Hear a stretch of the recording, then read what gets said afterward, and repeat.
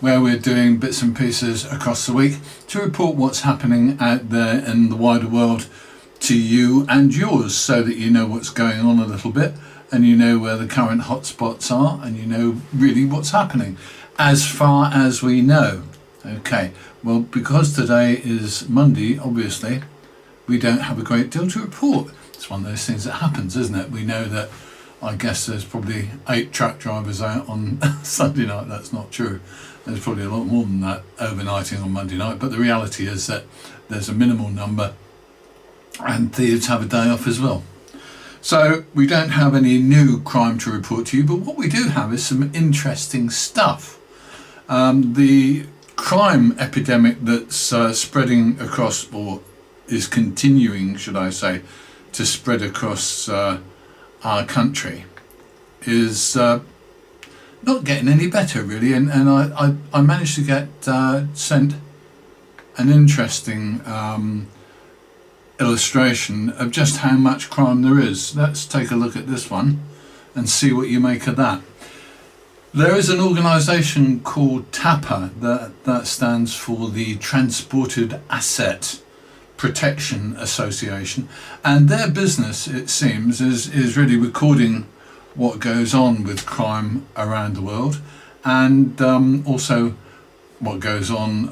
They try and arrange protection and improve the protection that transported assets, i.e. cargo, gets. But one of the things that they do is that they regularly record the number of crimes that are going on around the place. And if you look carefully at this picture, I'll send you a link to it later. If you look carefully at this picture, you will see that the United Kingdom holds a very high place on the scorecard. We actually have here, unbelievably, 161 thefts from trucks in October 2018. Out of a total of new cargo crimes reported of 229. That's absolutely bloody amazing. It does mean, from the look of it, as if everybody in the UK, whether it's the police, whether it's the parking facilities, and in some cases, whether it's companies, have actually thrown their hands up and said, oh, we can't deal with crime on this level. Well, of course we could.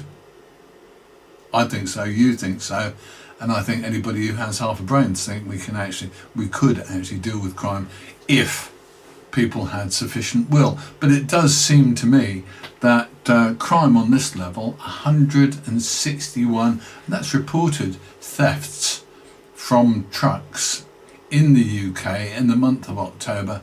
The nearest other country was Belgium, where they had 41. And I've no doubt there are lots of places where the crimes weren't reported, but the reality is 161 thefts from trucks in the month of October is bloody ludicrous. I find it a scary number. I think really we know the reality is that there are around 20,000 overnighting trucks every working night, i.e. Monday through Thursday, in the UK. There are many fewer at the weekend, so not much happens. But during the week, that means that there's probably something on the level of 40 or 50 thefts a week. Then add to that however many sneaky peeks there are with the old craft knife. I've no idea, because we don't have an actual figure on it, because nobody bothers to report it. Because the reality is it costs you 40 or 50 quid to fix, but it doesn't really, it doesn't really get reported to the police. The boss of your company knows about it, and the guy who does the repairs knows about it, but the reality, scarily, is that doesn't get reported, and that's a crime too. I mean, that's damage to your property or to the company's property, and that needs to be reported as well, but it ain't. But the value of the goods stolen, well, nobody knows. There's around 100, as we said, around 229 crimes reported, and let's just have a look at that. There were only, at those 229, 159 stated a value And that value down at the bottom left of this picture is £18,316. £316,000, sorry. The truth is that if that was stolen from the Bank of England, the papers would be doing it for a week and the telly would be doing it for a week. But because it's thefts from trucks in small dribs and drabs mostly, no one reports it. What the hell is going on here? The police really need a kick up the butt, I think, on this one. They need to start looking at the theft hotspots, truthfully. Don't they just? I think so. They need to start patrolling those on a regular basis. And parking operators really have a lot of problems. We're going to ask some of them why they don't provide any form of security. It's amazing how parking operators do make big money, and they spend big money too. They cooperate with people like Parking Eye, etc., to make sure that they get all the parking fees. But when it comes to providing a level of service and safety for those parking fees, they don't provide any. So that's I just find this an awful story, and I would like as many people as possible out there, drivers, friends of drivers, families, to start spreading the news. This is a crime wave. If we talked about this in the UK and said this has come out of the blue, and previously there was no theft from vehicles, and there was suddenly 160 thefts from vehicles in the course of a month, it would be an amazing bit of news, wouldn't it? It would be huge. But because it happens every bloody month, no one takes any notice. George Baines, Paul, I have to tell you that no one reports that. We get reports. I'd love to have reports of curtains cut every morning. I'd like to know about every single curtain that's cut in the UK. I really would, mate. So anybody out there, if your curtain gets cut, tell us. There's places where you can report it. There's the Safe Parking Facebook page. They'd be delighted to have the material. There's me. I'd be delighted to have it. We'd love to know, because it's another thing to push at the authorities and say, look, this is the number of potential crimes. We've got the number of actual crimes because they get reported, and if nothing else, they get noted and given a crime number, as long as you report them. But the number of curtains that are cut are simply not ever reported, and they don't have really anywhere to go. So Paul, you're very right. The number of curtains cut needs to be reported as well. What can we say to this? I don't know where we go with this one, really. The problem that we have with all of these crimes is that the police think they're allowed to actually carry them, if you like, or call them, if you like, as minor crimes. And the minute you get something that you can call a minor crime, it fades into insignificance. The reality is that when you've got millions of pounds worth of theft from trucks every month, 161 thefts from trucks amounting to millions of pounds, that's not minor crime. That's a bloody crime wave. One of the things I wanted to mention today is that we do get quite a lot of private messages from drivers, and some of the stuff that they tell us is horrifying. Over this week I'm going to mention one driver. I won't give you his name, but I'm going to mention one driver who's had a number of bad experiences over the years that he's been driving. One of the things that he says is that it is organised. The crime that hits trucks is organised in some areas, and one of the ways he reckons is organised is fuel theft. We'll come on to a little story about that from him tomorrow, in tomorrow's news clip. But if you've got any incidents to report overnight from tonight, we'd love to have the details. Any photograph, any video, I'd love to have it, and greet me in the morning. Usually we're online at about 7 a.m, so send us stuff. Send it to Safe Parking Facebook page if you wish as well, and we'll pick it up and we'll make sure that people know about it. That's Tell the World, where the crime hotspots are as far as truck drivers are concerned. Now I'm going to move on to another topic. Here we go. This is an interesting one. The truck driver shortage crisis is now spreading over the whole of Europe. This is from the famous Lodestar magazine. I don't know if you read it, but if you're interested in transport, etc., as a general topic, then this is one that's maybe worth watching. Sometimes I tend to watch it or read it quite often, and one of the things that they're saying currently, as you can see, is that European road transport firms are racing towards a driver shortage crisis of 150,000 unfilled jobs. That's amazing. 150,000 truck drivers' jobs are vacant. We'll come on to some of the ones and workforce in a minute, and I'll be grateful to have your comments and feedback. But in the UK, they're talking about a shortage of 52,000 drivers, and Germany with a shortage of 45,000 drivers. That's just, I think that's just a staggering number, isn't it? 50-odd thousand drivers, 52,000 drivers. It's just gobsmacking. And the other factor that the magazine quotes is in Germany. I'll come back to that in a minute, Graham.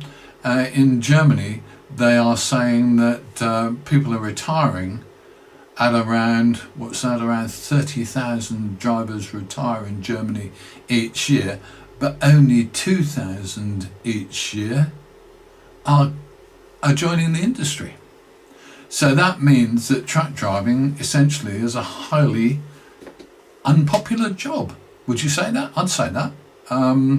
Driving is not the job that people want to go for, because 2,000 people are applying for jobs have taken their test in Germany, HGV test, and 30,000 are leaving the industry every year. Where does that one go? The same kind of calculation, the very same kind of calculation must apply to the British transport industry. How many new drivers are getting a new licence? We'll come back to that in a moment. I just want to wrap up the bit with the curtain side thing. Graham McFarlane makes a very good point, and let's just get back to that. Come on, screen. There we go. He says this could force curtain siders to go box, and it would then become much more inconvenient as far as loading is concerned and unloading, because you can't fork out of the side of a box. I guess you can get sliding doors on boxes, can't you, in some cases I've seen. But the reality, yeah, you're right, it would be bloody inconvenient, it would be bloody expensive. It's an interesting one, isn't it? But back to the driver thing, we had the reason I got started on this driver thing is I had an interesting one from an interesting little letter. But Tracking TV gets around the world, I hate to tell you, but we've got followers across the world, including in the States, etc. And here's the thing. We are going to lose a lot of European drivers, I would expect, when we get onto the Brexit thing. Drivers from all the European countries are maybe going to vanish. We don't know, do we? We're not sure what's going to happen. But the reality is that drivers, we think, are probably going to vanish from continental countries. So the other day I had a very polite, very nice email from a gentleman in Zimbabwe. I won't give his name because it's unfair, but he said, is there anybody or any company in the UK that would sponsor me for a visa to come to the UK, because you're going to be short of drivers and I could come over there for a few years, earn some good money and go home and be a wealthy man. What I thought. Now I thought that sounded pretty reasonable. I know people are going to have a little fit with their leg up, I expect, if we're going to get a lot of drivers from places like, I guess, Zimbabwe, Nigeria, etc. So what I thought I'd do is a little bit of research and spoke to a large haulage company. That company said essentially, not really, they don't sponsor visas, and at the moment they don't employ drivers on that basis. The driver that we're talking about had an appropriate license in Zimbabwe, but whether that license would be regarded as being valid in the UK is essentially a jolly good question. They don't know, and I don't know. What can you say to that one? Okay, so that's an interesting one. I don't know where we go with that, but I guess providing visas, short-term or multi-year visas to drivers from other countries is maybe another way to deal with the driver shortage in this country, but it's going to get worse. The interesting thing, of course, from British drivers' point of view, good morning Chris, is that our drivers, it's interesting, isn't it? Our drivers, I don't know, maybe they should get paid proper money, says one of our correspondents, which is, what's that, Glyn, wasn't it? I think Glyn Walters says they should pay us proper money. And, well, do you know, Glyn, I agree with you. The problem we've got is that we still have these odd numbers, don't you? Douglas Rankin says that I don't think there's a shortage of 52,000. Everything's getting to where it needs to go. And fleets don't have lines of trucks parked up with no drivers for them. It's a good point. I suppose the reality, I guess, I don't know. I was thinking about it earlier, and I kind of thought that essentially we are looking at a situation in which those poor old drivers, our drivers, are earning decent money. They're working all the hours God sends. Does this mean that if we had 52,000 more drivers, you guys would be working 48 hours a week and would be skint? I don't know. I'm going to try and ask someone this question, I think, today, and I'll come back to you tomorrow on that, because I'm confused by that. I see absolutely what the numbers mean, but I equally see absolutely how it all works out. I don't know. I'm going to ask the question. I will ask it of a couple of nice people and see what their answer is, and I'll pass that back to you. Because, Douglas, I see fully what you're saying. We don't have, good Lord, we've got a driver shortage, you haven't got anything in your Tesco's this morning. It doesn't happen. So where do we go with it? I don't know. I'm going to try and find out. I think I will try and find out, and I will try and come back to you. Okay. I think that finishes this morning's little news roundup, because driver shortage, we've looked at crime across Britain and across Europe. Those numbers are ludicrous, aren't they? I'm going to slurp a cup of coffee before it goes cold. I managed to avoid a slurp on live TV, which I congratulate myself for. So there you go. We'll see what happens next. Don't forget, if you have any way, or if you have any problems overnight,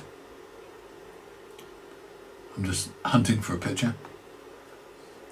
Okay, if you have any problems, etc., overnight, if you have cut curtains, I really want to know. If you have cargo stolen from your vehicle, I really want to know.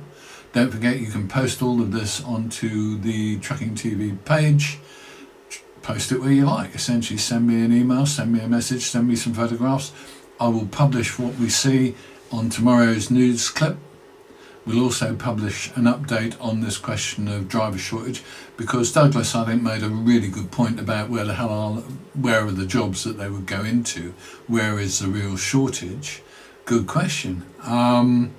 So I hope you come back to me tomorrow with a lot more information. Tell me what's happening in the world, and we will try and tell the world what's happening out there. Don't be worried about it. If you want to remain anonymous, I'm perfectly happy. If you want to give us the information one way or the other, I'm perfectly happy. But keep in touch, tell us what's happening in your world, and we'll try and tell the world out there. Don't forget, you can share this wherever you like. We're very happy with that. It runs on Facebook Live and stays on Facebook on Trucking TV. You can share it out of there if you wish. It also appears an hour or two later on YouTube, so you can see it there and share it out of there if you like. So whatever you want to do, you can do with this. There is no problem. Okay, but I'd love to hear from you, so just keep in touch. Okay, let's just finally go on to our contact page. As you can see, loads of contact points. You can come to us at Facebook, you can come to us through YouTube, you can come to us through Twitter or through our website. And we've also got a phone number. You can text us or leave a voice message there.